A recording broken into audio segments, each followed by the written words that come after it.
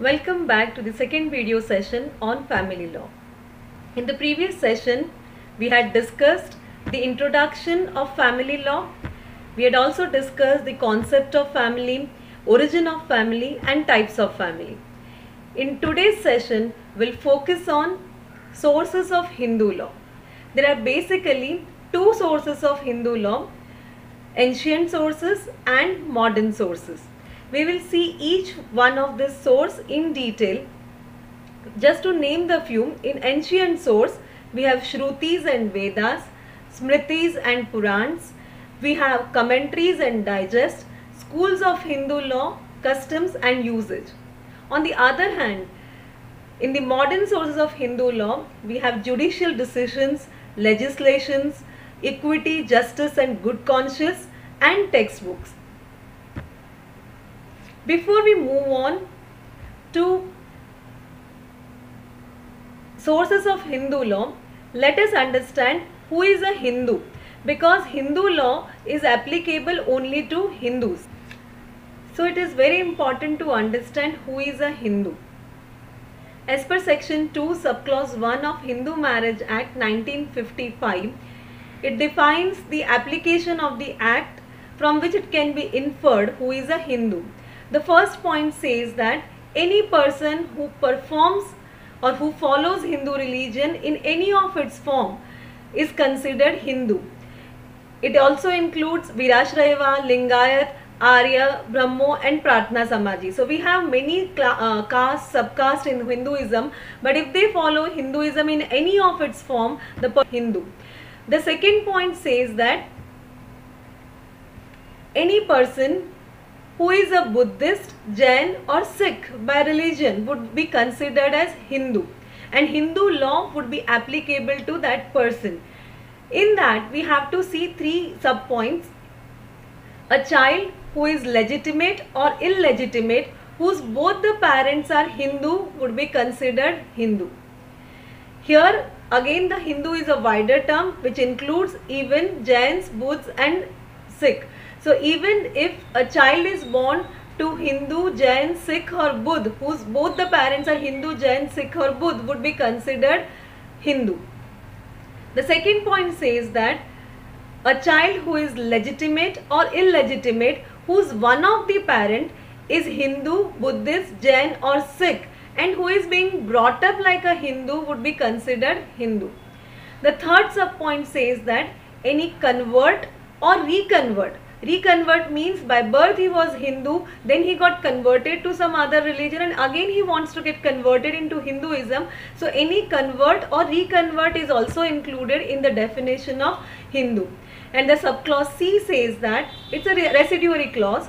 So any other person domiciled in the territory to which this act, Hindu Marriage Act 1955, is applicable and who is not Muslim, Christian, Parsi or Jews, would be considered Hindu. Now let's understand the sources of Hindu law as we just discussed. Let's start with the ancient sources. The first one is Shrutis or Vedas. Shrut means to listen, to grasp. It is not written form. It is the verbal form of knowledge. Veda means knowledge. Shruti means heard and transferred from generation to generation by the wise sages, the Rishi Munis. It is a kind of revelation. The Vedas are revelation directly from the mouth of God, and the revelation was to the Rishi Muni and it has been transferred from generation to generation in the oral verbal form. Shrutis include Vedas, Vedangs and Upanishads and other books. There are 4 Vedas as we all know: Rigved, Yajurved, Samved and Atharvaved. Rigved is considered to be the oldest of the all the scriptures, Hindu scriptures. So it is very, very important for Hindus. Shrutis do not include exactly the laws. These are religious books, but it is a base for Hindu law. Shrutis also include auxiliary work called Vedangs. Vedangs are 6 in number. They are Shiksha, Chand, Vyakaran, Nirukt, Jyotish and Kalp. There are 18 Upanishads which are part of and supplemented to the Vedas. Shrutis are mainly religious book, as I just mentioned, and there are no special chapters related to law. So they are not basic source of law, but they form a base for Hindu law. Then let's move on to the second source of Hindu law, that is Smritis. Smriti means to recollect, to remember. So whatever one has remembered, recollected, is a part of Smriti. Smritis consist of a little positive law, and so it is main source of Hindu law, because it constitutes the base of Hindu law. The structure of Hindu law is based on Smritis. Smritis are basically of two types, Sutras and Dharmashastras. Let's understand what is Sutra. It consists general truth, principles and justice. Sutras are basically of three types. Srut Sutra, which deals with rituals. Griya Sutra, which deals with the domestic ceremonies, and the most important one, Dharma Sutra. Dharma Sutra deals with law. Based on Dharma Sutra, the Dharma Shastras were formed. Sutras are given by many famous rishis. There are some famous sages who have contributed a lot for the development of Smriti. To name the few, we have Vishnu, Gautam, Buddhayan, Apastambha and Vasisht, who are the main contributors of sutras. If we see Vishnu's Dharma Sutra, it deals with the civil and criminal law. So it has given the base of today's civil and criminal law. He suggested at the time of partition, even unmarried daughter has the right in the co-partner in the joint family property of the father. So it's a modern thinking. The amendment came in Hindu Succession Act in 2005. But it has been said by Vishnu thousands of years back. Gautam's Dharma Shastra gave 4 ashrams. As we know, Hinduism is based on 4 ashram. From birth to 25 years, it is Brahmacharya ashram, where the main duty of a person is to gain knowledge. Second is 26 to 50 years is Grihastha ashram, where we have to fulfill all our domestic responsibilities. 51 to 75 is considered as Vanprastha ashram, where we have to get ourselves relieved from the day-to-day responsibility, family responsibility, and have to go to one or jungle. And the last one, that is 76 years onwards, is known as Sannyas ashram, where we have to live life of a sage. So that is given by Gautam. That is the lifestyle which a Hindu is supposed to follow. Same way he has given the Varnas. Actually, the Varnas were not based on birth but by karma. By whatever things one do, his Varna used to be decided, but gradually the things came. Even in Shrutis and Smritis, child marriages were not allowed, but gradually it came. So same way, Varnas were based on karma, but then it started by birth. So Varna, there are basically 4 Varnas: Brahmin, Kshatriya, Vaishya and Shudra. Brahmin, the one who gives knowledge. Kshatriya's main duty is as a warrior. Vaishya is dealing with trade and commerce, and Shudra is related with cleanliness and like servicing the other 3 castes or other 3 Varnas. So all these things as well as 16 sanskars of Hindus are being discussed here. So this was all about the sutras. Then came Dharma Shastras. In Dharma Shastra, principal contributors of Dharma Shastras were Manu, Yajnavalkya and Narad. Manu Smriti, as Manu is known as the father of Hinduism, father of all the Hindus. So Manu Smriti, the most important one out of all the Dharma Shastras, with 1000 chapters and 1 lakh verses originally. It dealt with so many things. It deals with subjects like 16 sanskars, marriage, good conduct, duties of males, females, kings, suits, crimes, justice, tax, punishment, etc. So he has dealt with different types of legal system in his book Manusmriti. Then came Yajnavalkya. Yajnavalkya's Dharma Shastra was influenced by Manusmriti. But major changes in the field of jurisprudence and statecraft came in Yajnavalkya Smriti. He gave respectable position to women and Shudras. Then came Narad's Dharma Shastra. He dealt with positive law, that is Vyavhar. He also favored remarriage of a woman. At that time, remarriage of women was generally not considered, but Narad gave that in 5 different situations a woman can get remarried.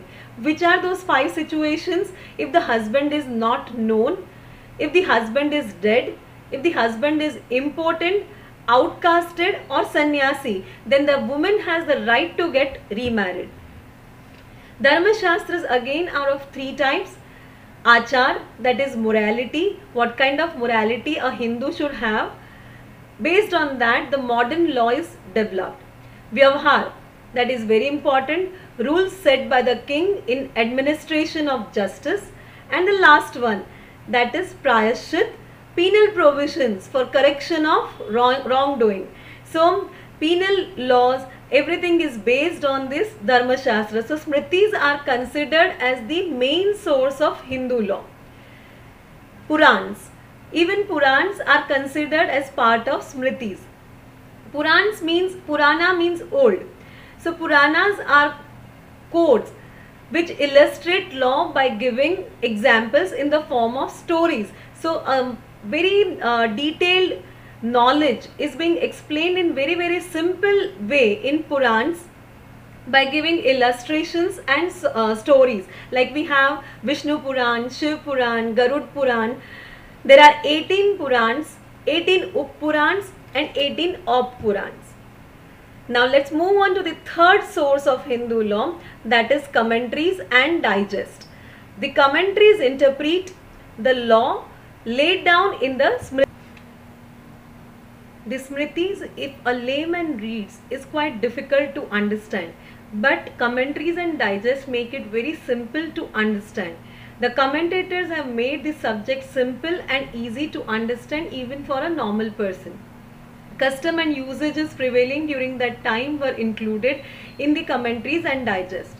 A very famous case law is there in Kasturi Devi versus Chiranjit Lal. In this case, it was decided by the Allahabad High Court that the views of the commentator cannot override the laws laid down by the Smriti itself. Smriti writers are the lawgivers. So whatever is written in Smriti, and if there is a conflict between the Smriti and commentaries, then always the Smritis override. Because in this particular case, the Anulom marriages, that is a male of a higher caste marrying a lower caste female, that is known as Anulom marriage, was allowed in Smritis, but commentators in the passage of time disallowed that. So we cannot say that Anulom marriages are illegal, because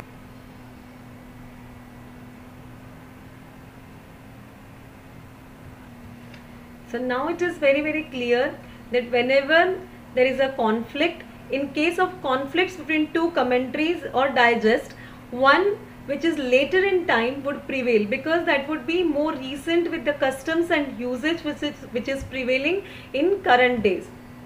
Then next, let's move on to the fourth source of Hindu law, that is schools of Hindu law.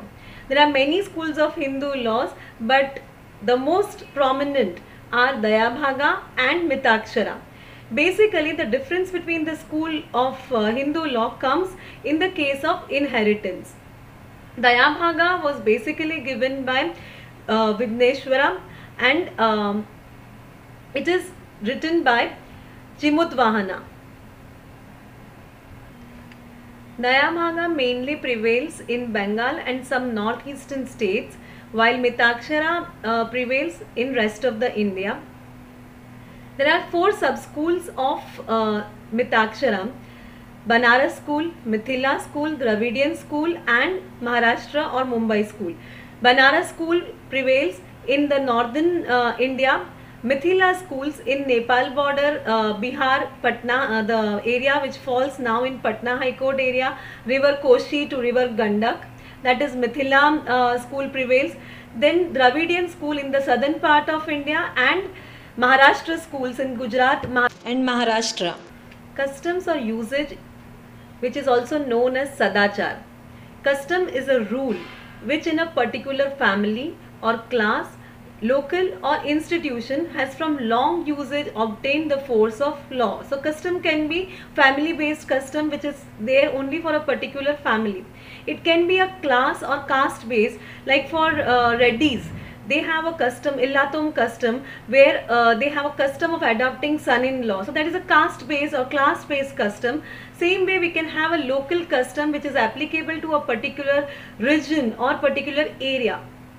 In the famous case Luhar Amrit Lal Nagji versus Doshi Jayantilal Jethalal, the Supreme Court held that if there is disagreement between the Smriti and the customs, what will prevail? Yes. In that case, the custom will prevail. Why? Because the custom is having a force of law. It is prevalent since a long time, and it is more recent. So, the Supreme Court held that at the time of disagreement between a custom and the writing in Smriti, the custom will follow.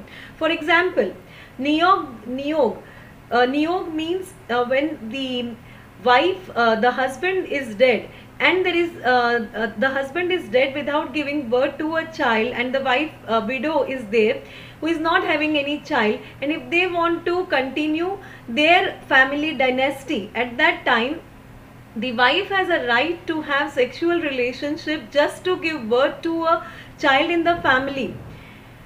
She can have sexual relationship with the brother of her husband. That is known as Niyog, which was there in Mahabharata. Dhritarashtra and Pandu were born like that through Niyog. So it was allowed in Smriti, but it is not allowed through custom and usage. So we are not allowing it as in the gradual time. It is not allowed, though it was allowed in Smriti. If we move ahead, important that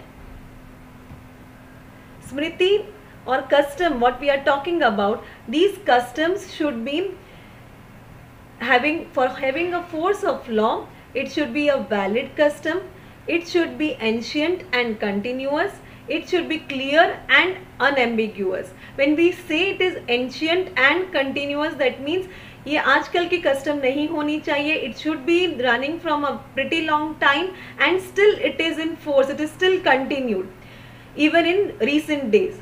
It should be reasonable, and very important, the custom should not be opposed to public policy, law or morality. There was a custom of Sati Pratha, but it is against the law and morality, so that cannot be continued. Like child marriage, that the custom is there but it is against the public policy, so it should not be allowed.